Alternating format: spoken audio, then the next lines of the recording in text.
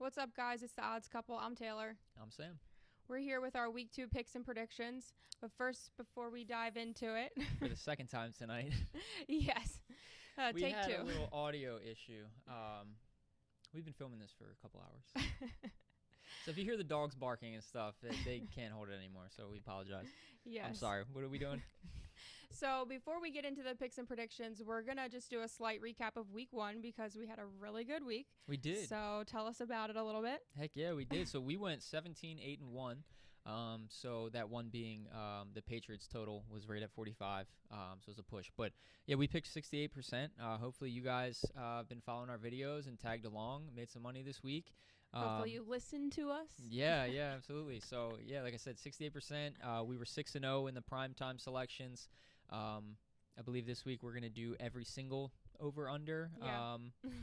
Because that's why the numbers might be a little off if you're thinking that, because we didn't do a total for every game last week. But I think my takeaway from last week's games was a lot of injuries. So there was just crazy amount. I mean, you said there was some hamstring injuries. I saw 2 Achilles injuries. Yeah, Dobbins and Rodgers. The Rodgers one was crazy. That was probably the most devastating. That was crazy. Like, could hear a pin drop in that. I mean, and you guys know if you've been watching, I liked Rodgers this year, especially him boosting Garrett Wilson's value.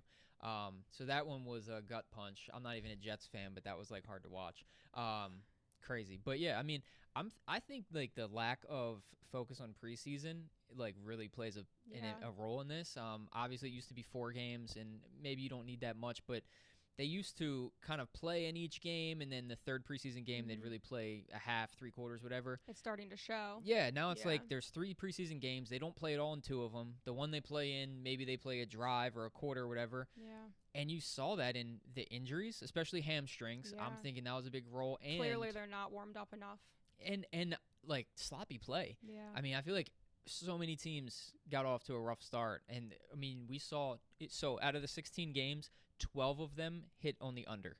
Yeah. So which all low scoring games is crazy. Again, sloppy play. So I think the preseason lack thereof really plays a role. I think the other thing we were talking about is the fields. I know with Aaron Rodgers' injury that now there's talk about wanting to swap the fields out from, what is it, like not turf?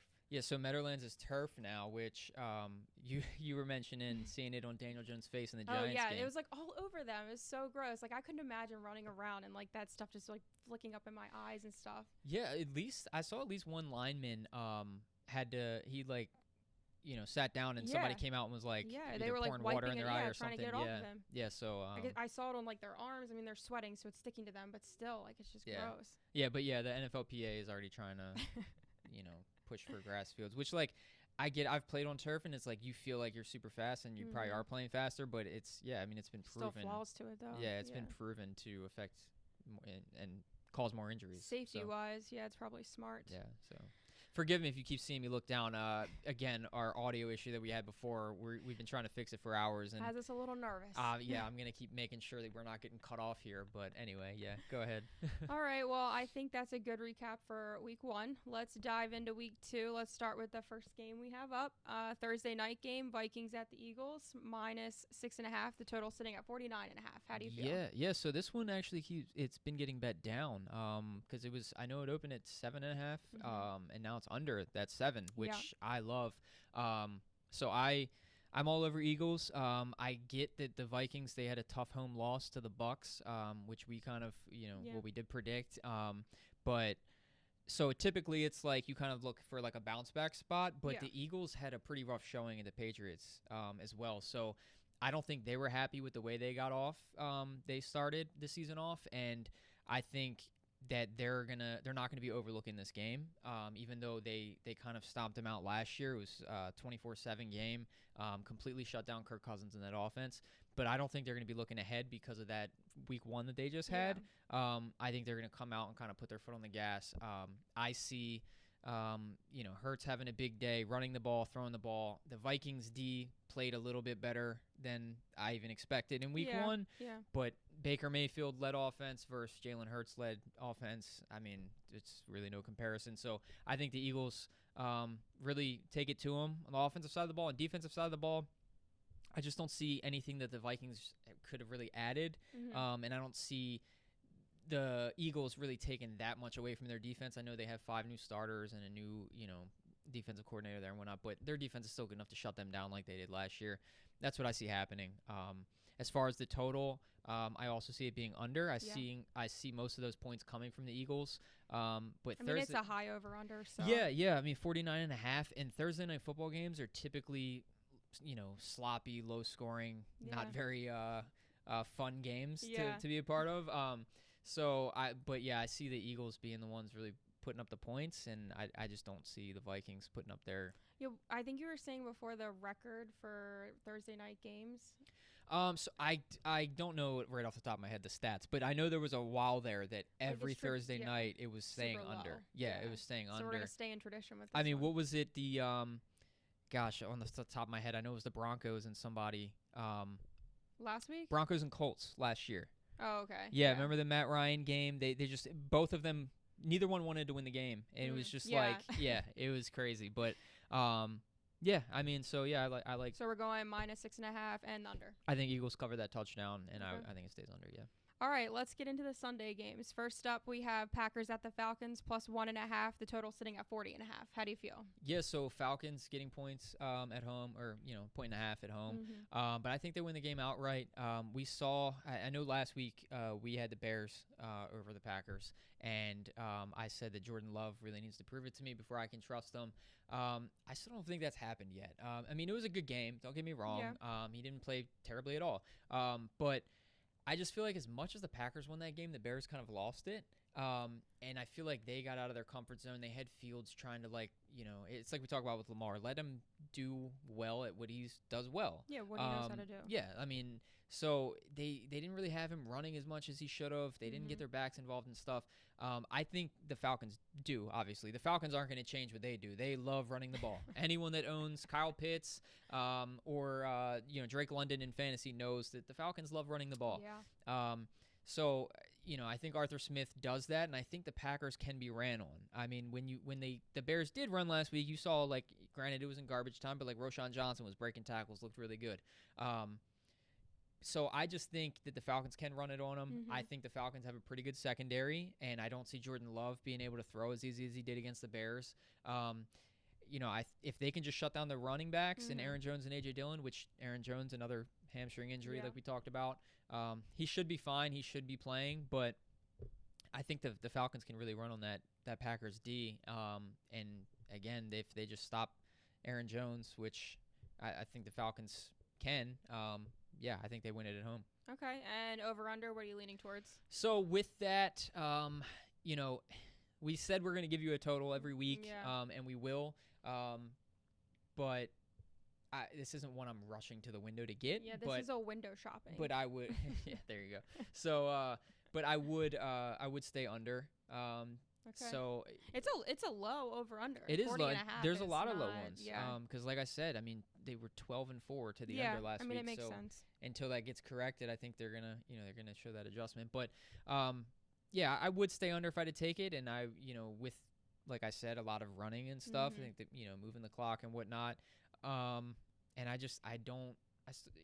Jordan Love, you got to show me several weeks of that before Prove I can. Yourself. Yeah, I mean, it's not like he was slinging it all across, all around the yard. But I think the Falcons win at home in a low scoring, like they do, running the ball and playing defense, which their defense is not bad at all. All right. Next up, we have the Bears at the Buccaneers -3. The total sitting at 41.5. Yeah. So like we just talked about, Packers, beating the Bears kind of embarrassingly.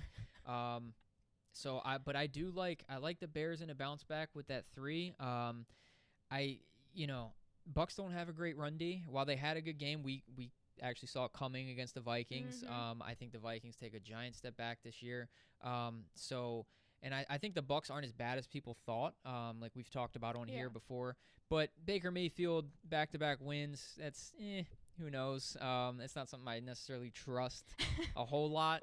While I don't think he's as trash as a lot of people, have kind of said, I think he can get the ball into his playmakers' hands and whatnot. But I think the Bears will bounce back, get back to what they're good at, which is letting Fields run, giving it to their backs. Like I said, Roshan Johnson looked good. Yeah. Hopefully he gets more involved. And Khalil Herbert's still not a bad running back. He didn't have a great week 1 showing, but and then getting it out of Fields' hands quickly on like some smoke screens to DJ Moore, that kind of stuff. If they get back to that, I think they can they can run on the Bucs. The Bucs D can be ran on. And I think they will. I think they keep it close. They at least cover the 3 and potentially win it in Tampa Bay. And how do you feel about over-under? As far as the total, I'm staying under. So, again, with that, I don't think Baker's going to be lighting up the scoreboard. Yeah. The Bears D, it's improved from last year. I don't think it's fantastic, but enough. Enough to maybe keep Baker Mayfield in check. And, again, them running the ball, keeping the clock moving. I think it's a low-scoring game. Okay. Let's move on to what we have next. We have the Seahawks at the Lions, -5.5. The total sitting at 47. So this one's interesting, and there's a few of them that are kind of like this. But when I see the initial line, because I'm looking at these as soon as games are over on Sunday and whatnot. They move a lot. They do. They move a lot. But also, I saw Seahawks +5.5. And, I honestly, based on, and you can't always focus on, like, last year's games and stuff. It's different personnel and schemes and coaches and all that stuff. But I saw 5.5, and I liked it for Seahawks. However, this past Sunday, the Seahawks lost not only Tyler Lockett, who should be fine for this week. Right. He left due to a concussion or was in the protocol, and news is that he's fine. But they lost their 2 starting tackles. They had 13 points at halftime against the Rams. Right. They lost their 2 starting tackles. They had 13 points at the end of the game against the Rams. Yeah. They had 12 yards in the second half and 1 first down, which came on a penalty. So crazy. It's rough. He did. Geno Smith did not get sacked in the first half and lost his 2 tackles and then was under duress the rest of the game. The running game took a hit. They lost to the Rams, who we predicted, but general consensus they had no business losing to. So. I'm going Lions. I'm laying the 5.5. They played last year, and the Seahawks beat them 48-45. Such a high game. Yeah. I mean, 93 total points. That's wild. Yeah. So I also like the over in that. Now, granted, like I said, they lost the tackles. I love the matchup for Aiden Hutchinson to be in Geno Smith's face all day. But I think while the Lions' defense is improved, their secondary still isn't like stellar. I think the Seahawks can put up something against them, and obviously, some practice time for the backup tackles, and they're not just going to be thrown in the game and whatnot. I think they can put up some points, but I think the Lions will cover by a touchdown at least. So cover that 5.5, and I think it will be another high-scoring game. So I like the over on 47. 47. Yeah. Wow. That high score for the other game, it reminds me, like, I just don't feel like I see football games that high scoring. So it makes me, the only time I think I feel like I see it is when you play Madden. Oh, gosh. Those games are always so high scoring, and I'm like, how is that possible? Don't get me started on that game. All right, next up we have the Raiders at the Bills, -9.5. The total sitting at 47. Yeah, so Raiders coming off of solid win against the Broncos. They were dogs, so it's a good win for them. But again, something we predicted. Broncos aren't very, Sean Payton's got to show me something more than that. And same with Russell Wilson. But good win for the Raiders. Horrible loss for the Bills. That was just an interesting game. That was pretty embarrassing. I mean, Josh Allen, he just. That's why threw 3 interceptions. Yeah. But kudos to Whitehead for if we made a bust list for the fantasy football, he might have made it. And not because he's complete garbage or anything, but just where a lot of people were drafting him as number 1 quarterback. Yeah. He frustrated us, and I know where he finished last year in fantasy. I get it, but he frustrated us so much last year with leaving points on the board because he is a turnover machine. As great and as talented as he is and as exciting as he is, he's a turnover machine. And he did it last night. I feel like as soon as Rodgers went out, they thought they had it, and they could have just kept running the ball and made Zach Wilson make mistakes. You could hear a pin drop in that stadium. Like it completely was just deflated. Like it was crazy. And then for them to lose, I mean, well, we were all over the Jets. So we were betting on the Jets. So we were like a little nervous when Aaron Rodgers left because we're like, oh my gosh, what's gonna happen now? And then obviously watching what's his name, Zach Wilson, when he comes in, he just like can't throw the ball. So yeah, you're thinking Josh Allen has this. Like, there's no way they can lose. And then you just watch him crap the bed. Yeah. Well, that said, I think it's a perfect bounce back spot for them to go back home against the Raiders team who already is probably going to be without Jacoby Myers. You saw that rough hit that he took. I doubt he's going to be out of the concussion protocol after that. And, granted, the Bills can be ran on, as you saw with the Jets. So maybe Josh Jacobs, has a few, breaks a few of them loose. But he didn't have a great game against the Broncos. A lot of that's a testament to their D. But, I see the Bills bouncing back, covering the 9.5. Yeah. Hopefully they, I'm not saying completely shut Josh Allen down, but dial it back, run the ball. I think James Cook is a good running back, especially against the Raiders. Get him involved, run the ball. Don't take so many crazy shots downfield. Yeah. They should be able to handle them easily. The Bills have a good D. Like I said, they're susceptible to the run, but they can stop Jimmy Garoppolo. I feel like when we were watching the game, wasn't the Bills coach like use your head? Yeah, because that's the other thing is he was getting greedy. All right, as a fan, it's great to watch. Like a quarterback jumping over a defender or trucking a defender, that's but awesome. It's dangerous. But if he's my quarterback, I'm like, dude, just step out of bounds. You're getting 2 more yards. It's one thing if you're going for a first down or a touchdown, but come on, man. Yeah. Yeah, if he was my quarterback, I'd be furious at it, honestly, because that's their franchise quarterback. But, yeah, I mean, back to the game. Vegas traveling across country to play a 1 o'clock game, so 10 a.m. their time. It's just coming off of a big win that, again, they were underdogs, and Bills vice versa. It's a prime spot for a Bills bounce back.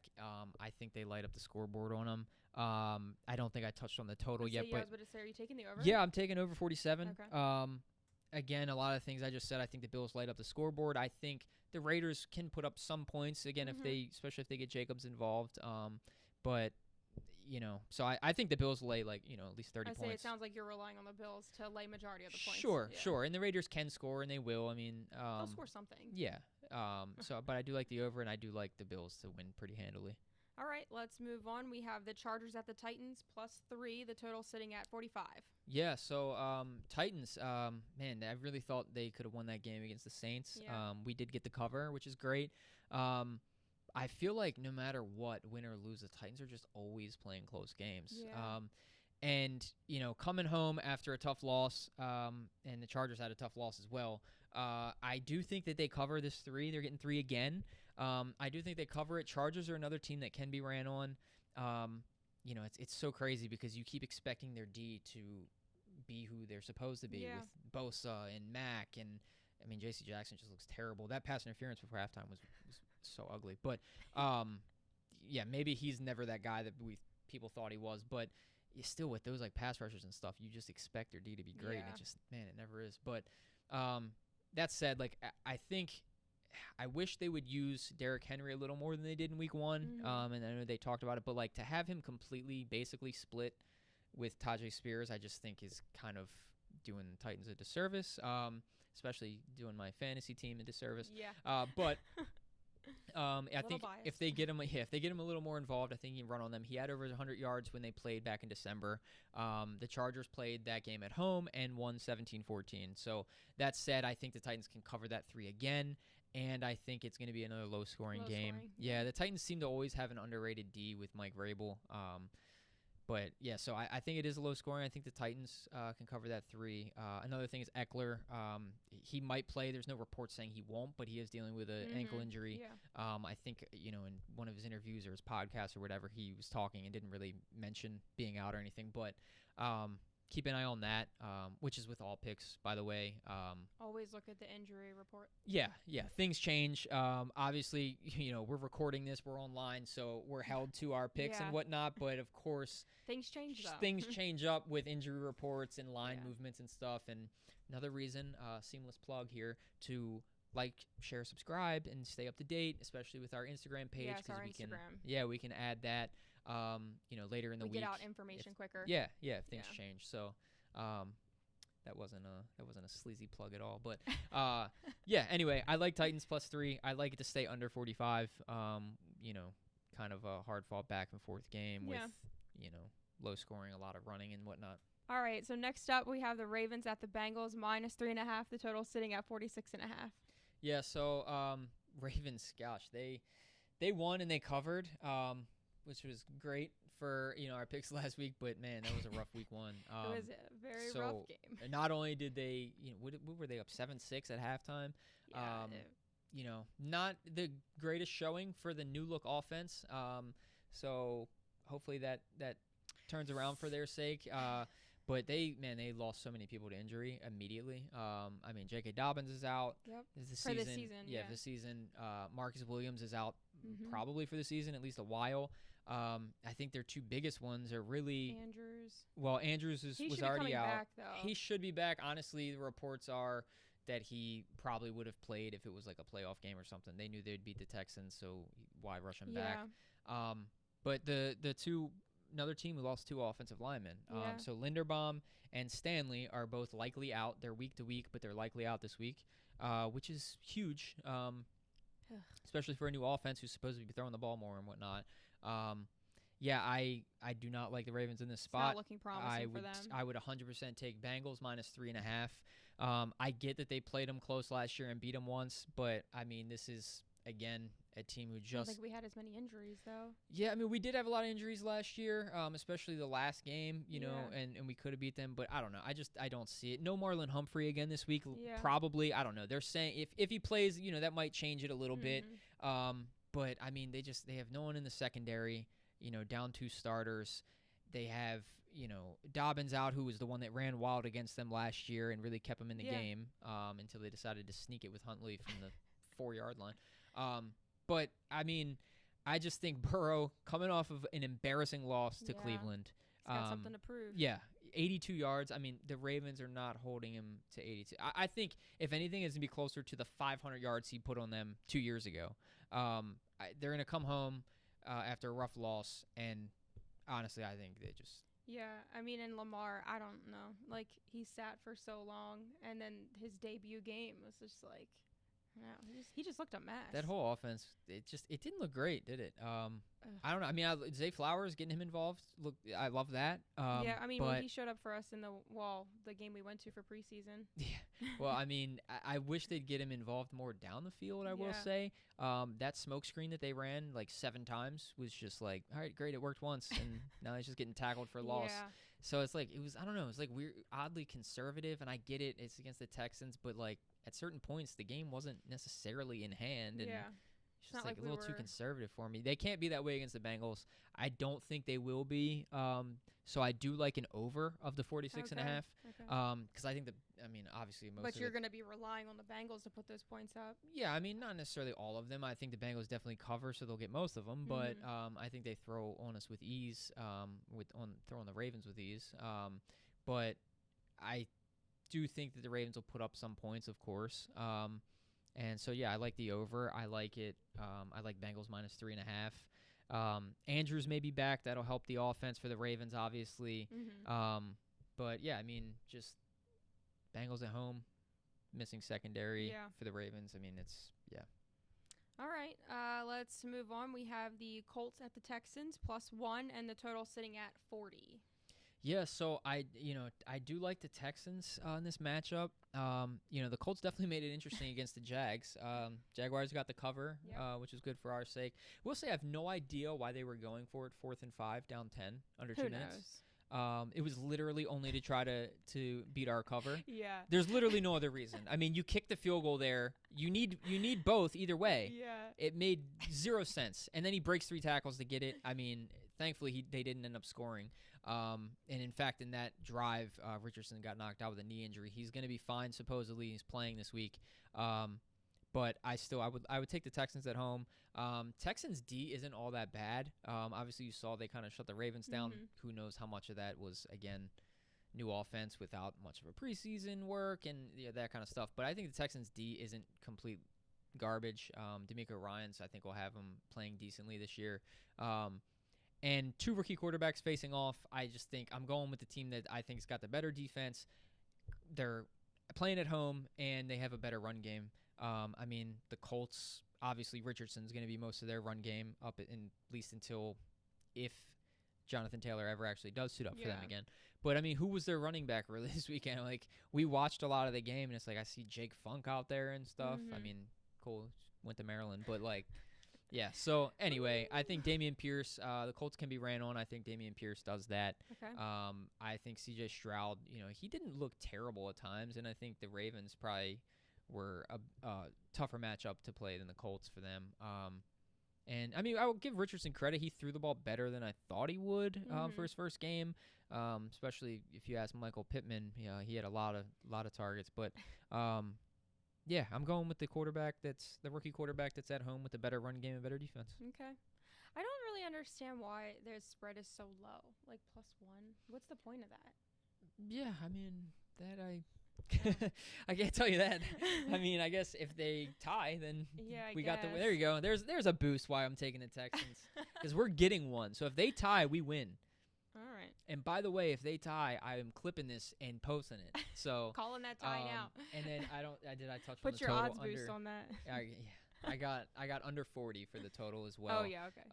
Just because I think both sides will, it's rookie quarterbacks, which technically isn't always great because if they turn the ball over a lot on their own side of the field, then it's not great for an under. But I think they're just going to kind of play conservative, run the ball. Each team's going to run the ball a lot, chew that clock up, and I think they stay under. All right, we got our money on Houston, Texas. Everything's bigger in Texas. It's going to be a big win. That's the joke. Oh, yeah. That was a really good one. Doesn't like my jokes. Who's next? All right. Next up, we have the Chiefs at the Jaguars, +3.5. The total sitting at 51.5. It's kind of high. So this is another one that, like, when I'm looking ahead to it, I'm like, I mean, as soon as the Chiefs lost on Thursday, I'm like, all right, perfect time for a bounce back spot. I got to tell you, I'm going with the Jags with the 3.5, especially getting that hook. I see a high scoring game and I see it kind of coming down to the wire. So you're going to take the over?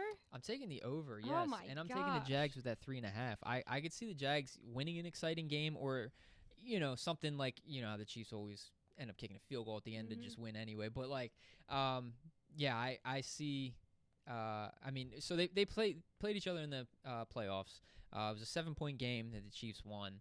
The kind of different teams. I think the Jags not only are a step ahead of where they were last year, but they got Calvin Ridley to throw the ball to. And I feel like the Chiefs, granted, of course, this is based off of Thursday night. It wasn't a Chiefs-like showing because Travis Kelce wasn't there, and he's probably going to be back this week. But he's going to be coming back. Yeah, so hopefully. So, of course, you kind of take that with a grain of salt. But, like, I mean, the other pass catchers did nothing.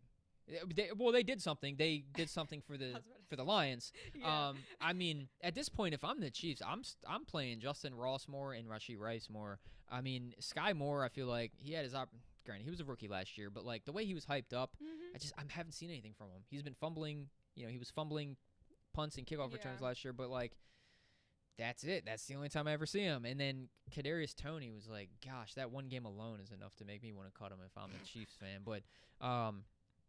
But yeah, I mean, I don't know. They got Chris Jones back.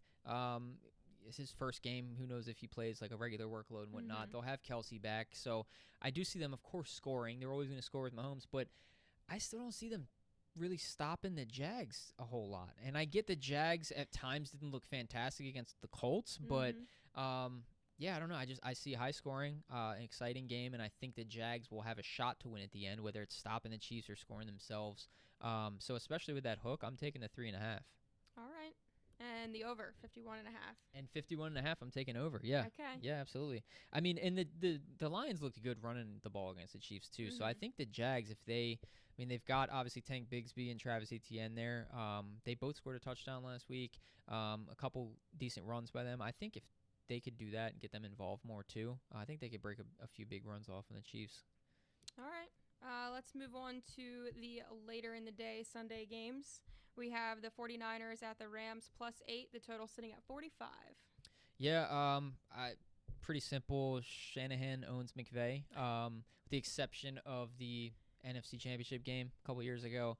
The Niners Shanahan's always got McVay's number. The Niners, who we actually went against last week, I thought it would be a decent spot for the Steelers to open up at home with a healthy defense and Kenny Pickett maybe taking a step forward. While we didn't expect much of the offense against the Niners D, I didn't expect them to just be able to do what they want on offense.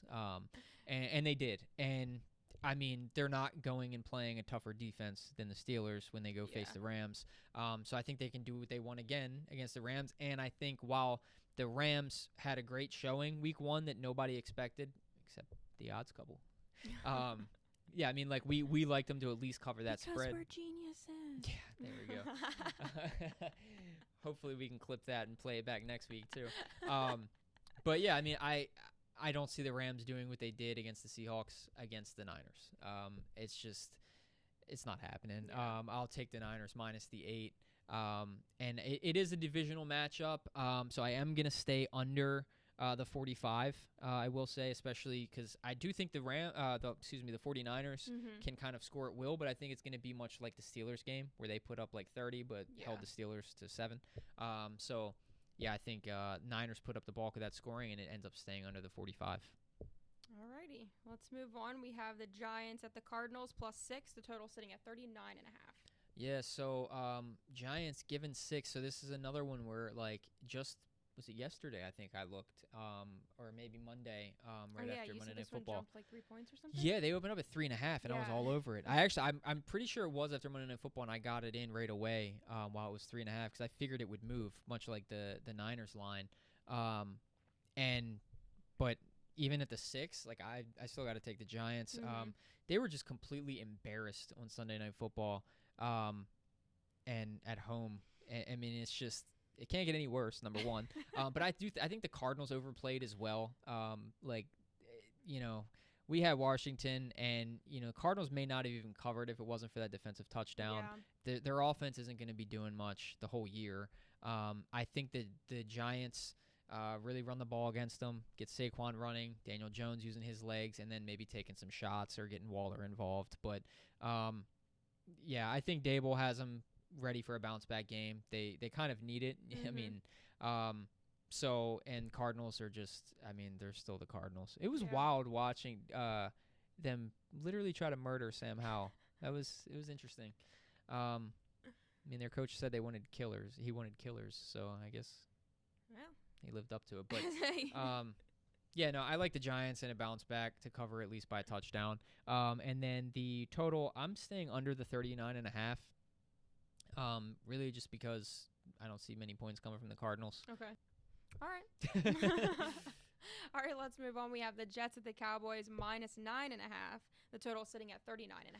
Yeah, I was man, I got to stop looking at the look ahead lines because I was really excited for this one when the Cowboys were giving 3, and that was literally before the Monday night game. Yeah, and then everything changed. As soon as Rodgers went out and they took it off the board, when they put it back, it was, add another touchdown to it. So it's got me actually flipping my bet. So I am going Jets to cover the 9.5. Oof. You have confidence in Mr. Wilson? Nope, do not say that. So I do not have any confidence in Zach Wilson. What I have confidence in is, obviously, almost every episode when we talk about the Cowboys, I'm huge onto their... Well, we took both of these teams as our defenses. Yeah, in fantasy. Yeah, that's all we have on every team is Jets or Cowboys. So I'll get to that in a second because, of course, I'm going with the under. But, yeah, I absolutely am not taking this because I think Zach Wilson is going to light up the Cowboys defense. It's actually the opposite. I think with Breece Hall, you saw how he ran the other night in his first game back from that terrible injury. Dalvin Cook had a decent game as well. Breece Hall just really, balled out, though. He had multiple huge runs. I knew something was coming. He had multiple huge gains. I think the more the season goes on, he's going to get more involved, and I think Dalvin Cook actually takes a step back to being more so like the change of pace back or just flat-out backup, and Breece Hall really, as he builds up his workload, he's going to be the clear-cut number one, I think. I think he's just more talented and younger and all that. But if there's a weakness in the Cowboys' D, it's when you run right at them. So I think they're going to do that, the Jets. I think they know that's really kind of their only chance of winning, especially against this secondary and the Cowboys and this pass rush, because the Jets' offensive line is abysmal. That was their one weakness going into the year. And we liked them with Rodgers, but you saw, I mean, what did he get hit on every drop back that he had? He only dropped back 3 or 4 times, and I think he got hit on each one. Just a mess. Yeah, I mean, so, of course, if it gets to that and Zach Wilson has to throw the ball to try and lead him to a win, that the pick is screwed. But I think the way it plays out is, number one, I also, while it wasn't Dak's fault because they killed the Giants really from the start. He didn't do anything to win that game. What did he throw for, like 147 or something like that? I mean, the defense won that game. Tony Pollard looked good, and it's nothing. You took a bet for Pollard to get a touchdown, right? Yeah. Was that my expense, right? Why would it be at your expense? Like my suggestion. Pollard to get a touchdown? Yeah, your you suggestion? asked me who would get a touchdown, and I said, "Oh, let's do Pollard." Yeah, what I like to do is take two guys and make her choose one. So in that way, if it's wrong, I can blame somebody. But this time it wasn't wrong, and it happened. So it's because both of them hit. But all right, I'm just kidding. let me feel good about it. I'm just kidding. So anyway, but I do, the way I see it playing out is the Jets running the ball a lot. Maybe staying in the game that way, relying on their defense and trying to force Dak to make a mistake. Again, keeping the ball really out of Zach Wilson's hands so he can't make a mistake to put them in a bad spot, which also then leads me to taking the under, which, usually I'll be honest, when it's like everyone is on something, you go the opposite way in sports gambling. But so most people are probably on the under because it's obviously top, two of the top defenses in the NFL going at it.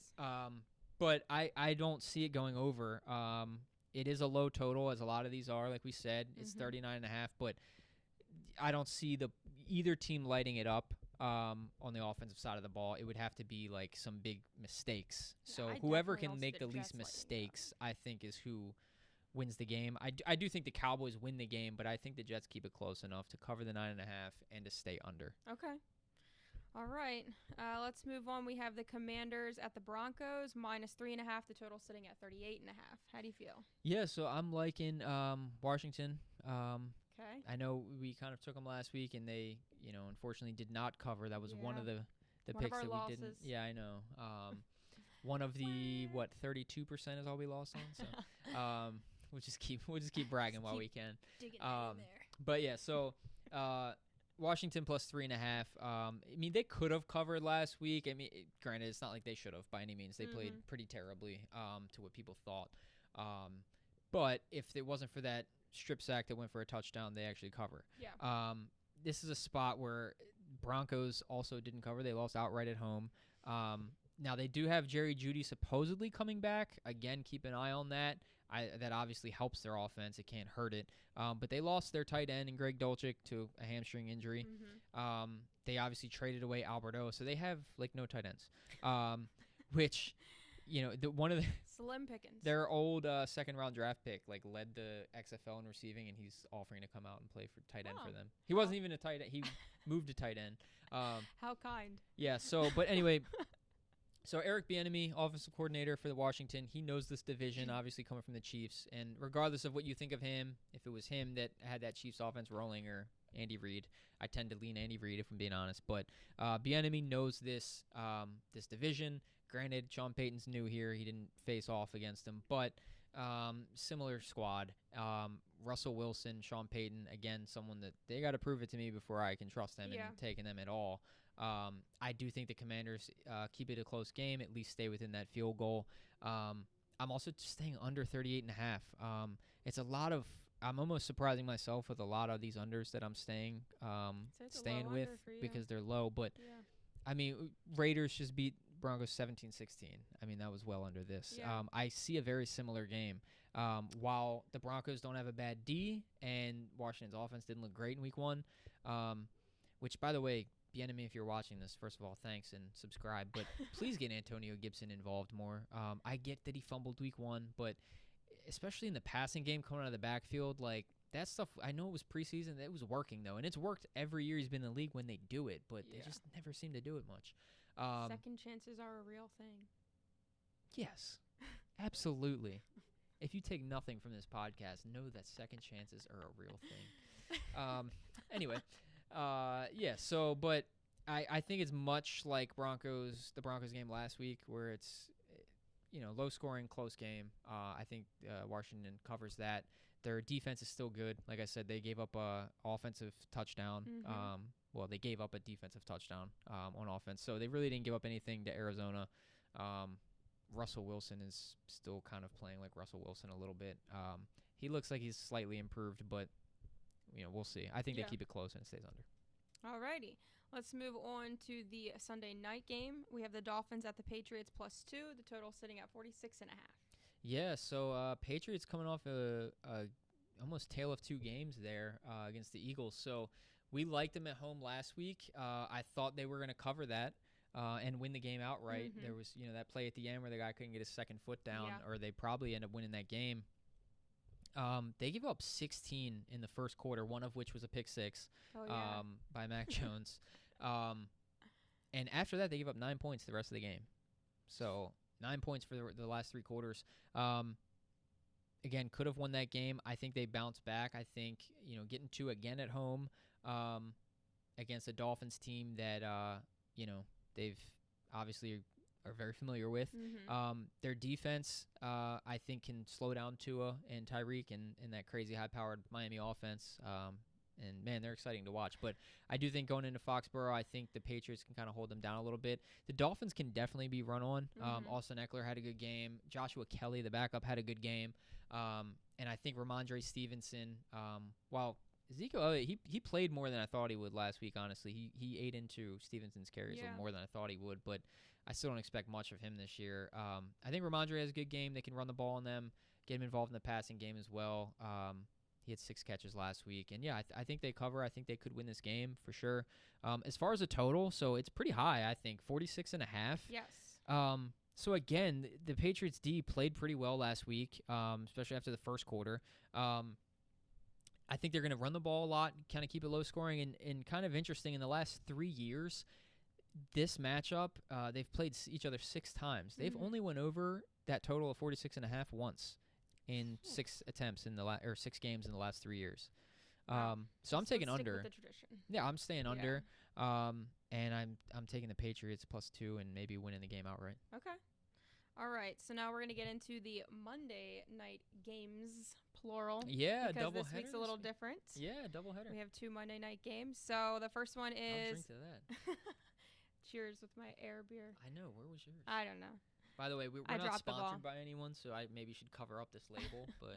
But if you like pumpkin beer, Pumpkin is a good beer.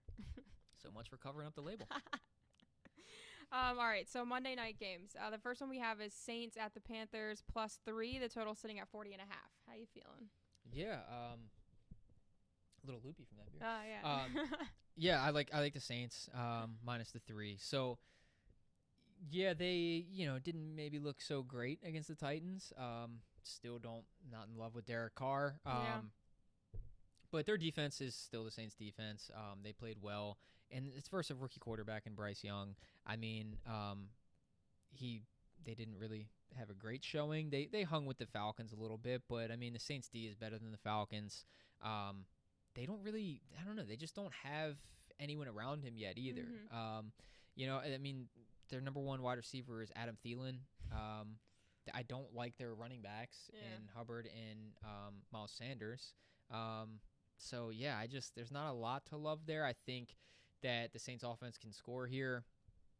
They've got good receivers. Olave had a great game. I think he could have another good game against the Panthers. I do think they cover that field goal. I am staying under the 40.5. Just again because Saints D, and I don't see many points coming from the Panthers.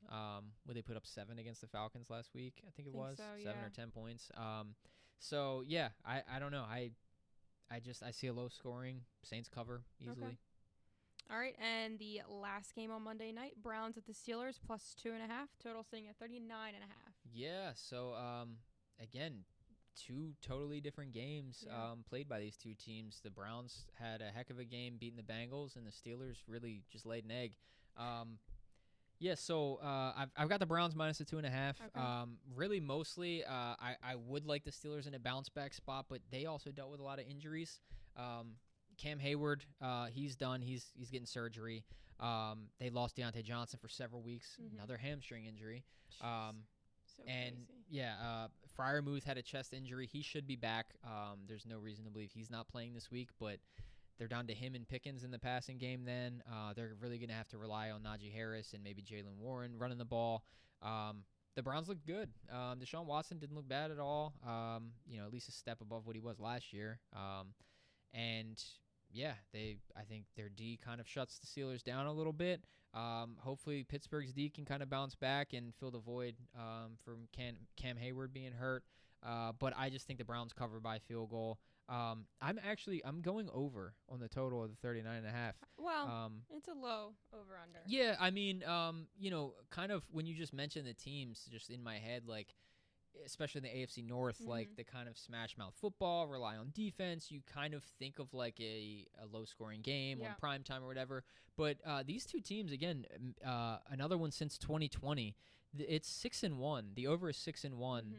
If you're comparing it to the 39.5 that it's set at. So in the last 7 games, it's gone over that. Wow. Or excuse me, out of the last 7 games, it's gone over that 6 times. Okay.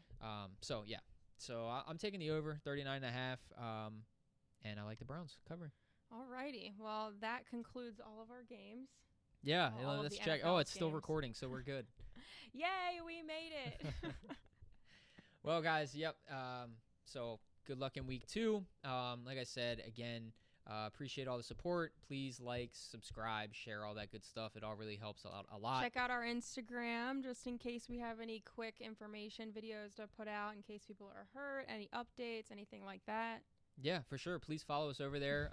We're trying to build up as much as we can, kind of get this thing off the ground. And please leave a comment below. Who's your favorite pick? Like I said, it all helps, that algorithm that we're always talking about. Yep. So we're hoping to get out there as much as we can and have people, more people see this and really just start a nice conversation. Yeah, so tell us what you do, like, don't like, all that good stuff. We love debating, so we'll get back to you. We'll answer any questions you have, fantasy-wise or, weekly picks.